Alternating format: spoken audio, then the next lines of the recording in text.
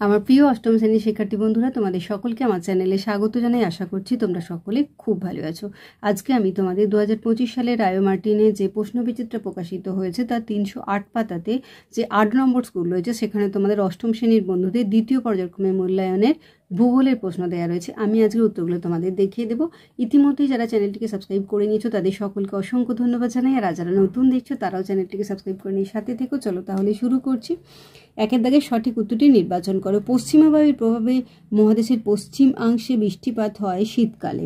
বজ্রমেঘ বলা হয় cumulo Nimbus মেঘকে। সীমান্ত সৃষ্টি হয় নাতিশীতোষ্ণ ঘূর্ণবাতজনিত বৃষ্টিপাতে।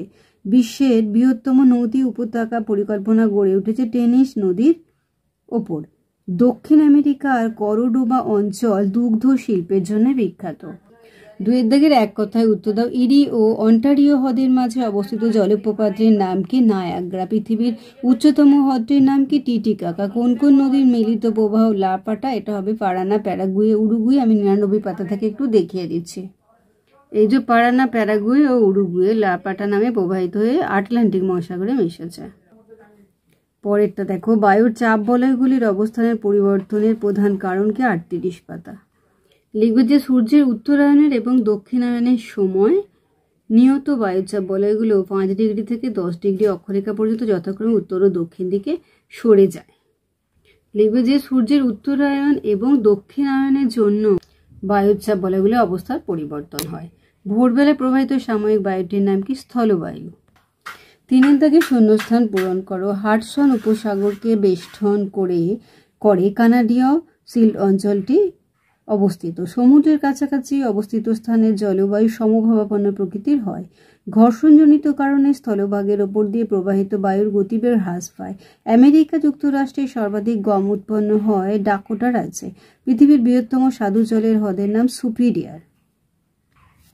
4 দাগে সত্য বা মিথ্যা নির্বাচন করো। পৃথিবীর দীর্ঘতম পর্বত হলো হিমালয়, মিথ্যা। পৃথিবীর উচ্চতম জলপ্রপাত হলো ভিক্টোরিয়া, মিথ্যা। দক্ষিণ আমেরিকার ওরিনোকো নদীর মোহনায় বদ্বীপ সৃষ্টি হয়নি, মিথ্যা। সিল্ট অঞ্চলসমূহ খনিজ সম্পদে সমৃদ্ধ নয়, মিথ্যা। পশ্চিমা বায়ুর গতিপথে ITCZ এর সৃষ্টি হয়েছে, মিথ্যা।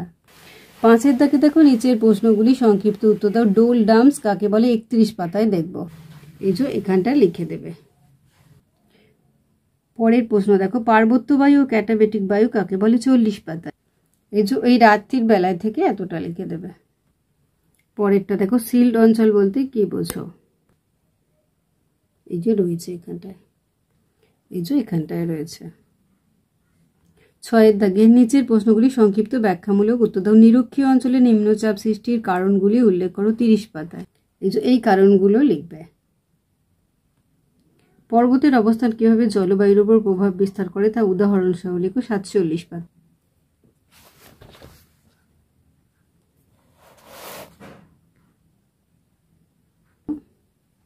দেখো শেলভ অরণ্যের বৈশিষ্ট্যগুলি লেখো।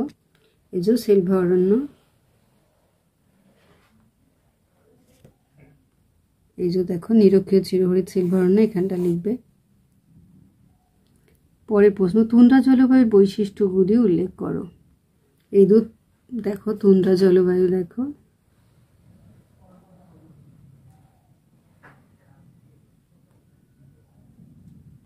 রায় মার্টিন থেকে একটু দেখে নাও।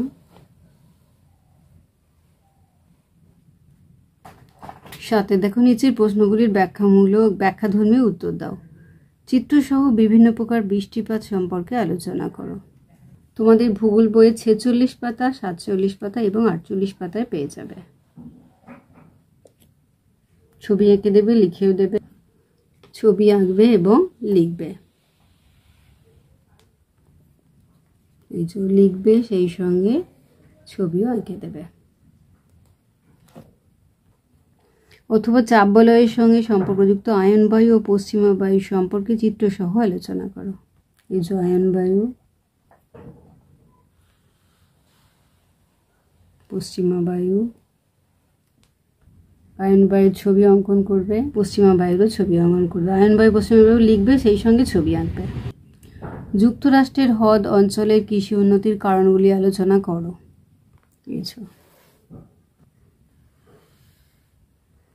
পরে অথবা দিয়ে দেখো, কানাডা কাগজ শিল্পে উন্নত কেন?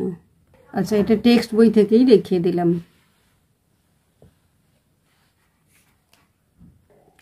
পরের 8 দাগে নিম্নলিখিত বিষয়গুলি দক্ষিণ আমেরিকার রেখা মানচিত্রে চিহ্নিত করো। কলোরাডো নদী, এই দেখো কলোরাডো নদী।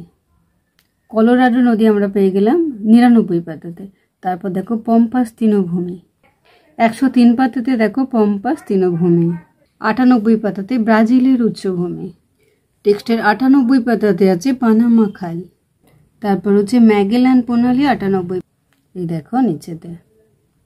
তাহলে আমার প্রিয় অষ্টম শ্রেণীর শিক্ষার্থী বন্ধুরা, আজকে তোমাদের আমি 2025 সালে রায়ো মার্টিনে যে প্রশ্নবিচিত্র প্রকাশিত হয়েছে তার 308 পাতাতে যে 8 নম্বর স্কুল রয়েছে সেখানে তোমাদের অষ্টম শ্রেণীর বন্ধুদের দ্বিতীয় পর্যায়ক্রমিক মূল্যের ভূগোলের প্রশ্ন দেওয়া রয়েছে। আমি তার উত্তরগুলো দেখেছিলাম। আশা করছি সকলেই বুঝতে পেরেছি। ভিডিওটি দেখার জন্য তোমাদের সকলকে অসংখ্য ধন্যবাদ জানাই। ভালো লাগলে লাইক করো, কমেন্ট করো, বন্ধুদের মধ্যে শেয়ার করো। আর আগামী দিনে নতুন নতুন ক্লাসগুলো পাওয়ার জন্য অবশ্যই চ্যানেলটিকে সাবস্ক্রাইব করে সাথে থেকো। তোমরা সকলে খুব ভালো থেকো।